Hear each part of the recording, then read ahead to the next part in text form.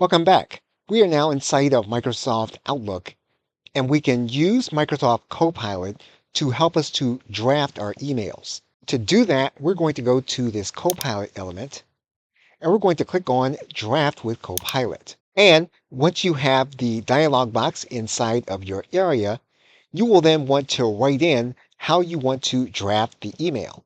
So what we have done is we have drafted what we want to have in the email. So what we're going to do now is we're going to click the Generate button, and we're going to allow Outlook to generate a draft. You can determine if you like it. You can also determine to keep what you have. You can delete it altogether, or you can regenerate it based on something that you want to change. So for example, you can write in here what you want to change.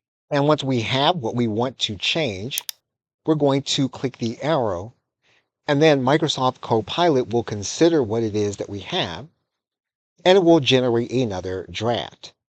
And once again, if you don't like that draft, but you like the content, you can click Regenerate based on that draft, and Microsoft Copilot will redo the draft. So you can use Microsoft Copilot inside of Microsoft Outlook to help you to draft appropriate emails.